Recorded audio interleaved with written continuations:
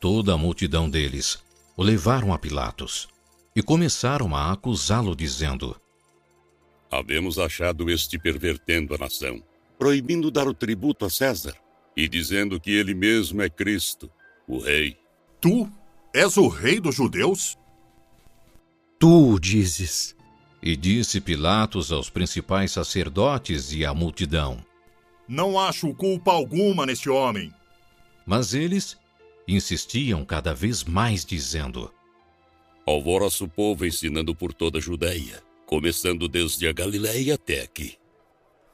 Então Pilatos, ouvindo falar da Galileia, perguntou se aquele homem era galileu.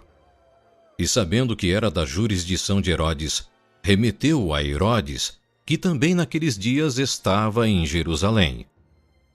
E Herodes, quando viu a Jesus, alegrou-se muito, porque havia muito que desejava vê-lo, por ter ouvido dele muitas coisas, e esperava que lhe veria fazer algum sinal.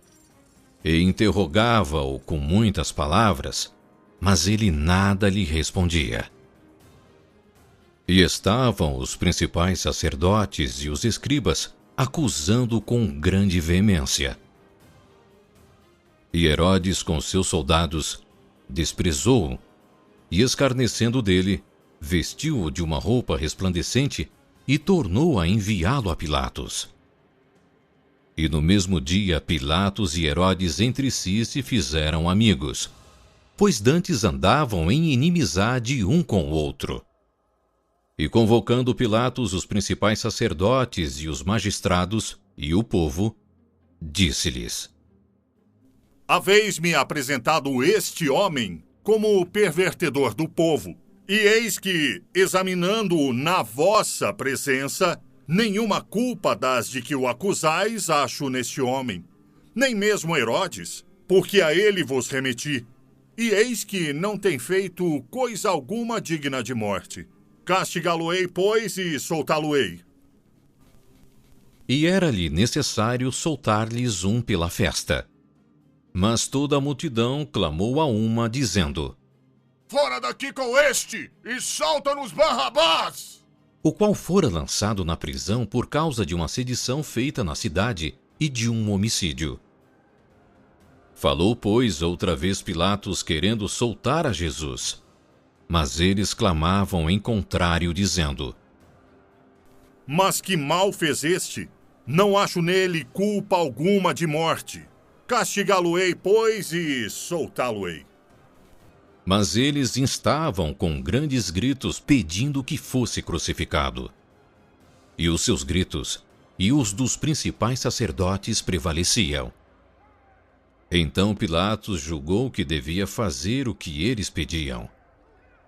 E soltou-lhes o que fora lançado na prisão por uma sedição e homicídio, que eram o que pediam. Mas entregou Jesus à vontade deles. E quando o iam levando, tomaram um certo Simão Cirineu, que vinha do campo, e puseram-lhe a cruz às costas para que a levasse após Jesus. E seguia-o grande multidão de povo e de mulheres, as quais batiam nos peitos e o lamentavam. Jesus, porém, voltando-se para elas, disse: Filhas de Jerusalém, não choreis por mim. Chorai antes por vós mesmas e por vossos filhos. Porque eis que hão de vir dias em que dirão: Bem-aventuradas as estéreis, e os ventres que não geraram, e os peitos que não amamentaram. Então começarão a dizer aos montes: Caí sobre nós, e aos outeiros: Cobre-nos. Porque se ao madeiro verde fazem isto, que se fará ao seco? E também conduziram outros dois, que eram malfeitores, para com eles serem mortos. E quando chegaram ao lugar chamado a Caveira, ali o crucificaram, e aos malfeitores, um à direita e outro à esquerda. E dizia Jesus: Pai, perdoa-lhes, porque não sabem o que fazem. E repartindo as suas vestes, lançaram sortes. E o povo estava olhando. E também os príncipes zombavam dele, dizendo: Aos outros salvou, salve-se a si mesmo, se este é o Cristo, o escolhido de Deus. E também os soldados o escarneciam, chegando-se a ele e apresentando-lhe vinagre, e dizendo: Se tu és o rei dos judeus, salva-te a ti mesmo. E também por cima dele estava um título, escrito em letras gregas, romanas e hebraicas: Este é o rei dos judeus. E um dos malfeitores que estavam pendurados blasfemava dele, dizendo: Se tu és o Cristo, salva-te a ti mesmo e a nós. Respondendo, porém, o outro repreendia-o, dizendo: Tu nem ainda temes a Deus, estando na mesma condenação. E nós, na verdade, com justiça, porque recebemos o que os nossos feitos mereciam. Mas este nenhum mal fez. E disse a Jesus: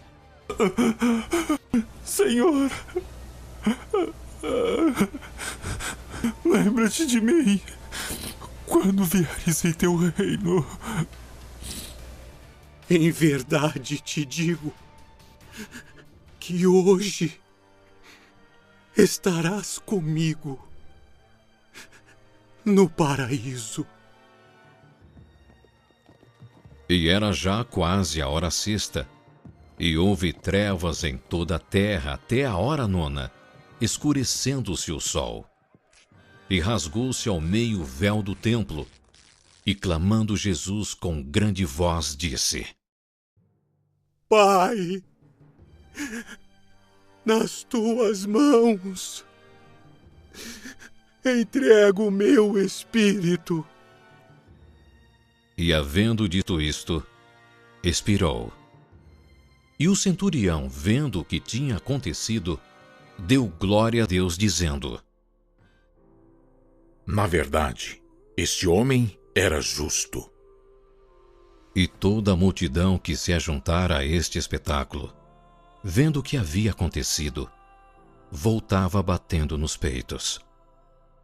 E todos os seus conhecidos, e as mulheres que juntamente o haviam seguido desde a Galiléia, estavam de longe vendo estas coisas. E eis que um homem por nome José, senador, homem de bem e justo, que não tinha consentido no conselho e nos atos dos outros, de Arimateia, cidade dos judeus, e que também esperava ele o reino de Deus. Esse, chegando a Pilatos, pediu o corpo de Jesus. E, havendo-o tirado, envolveu-o num lençol e pô-lo num sepulcro escavado numa penha, onde ninguém ainda havia sido posto. E era o dia da preparação e amanhecia ao sábado.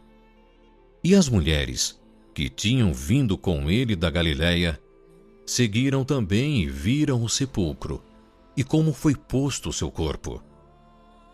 E voltando elas, prepararam especiarias e ungüentos, e no sábado repousaram, conforme o mandamento.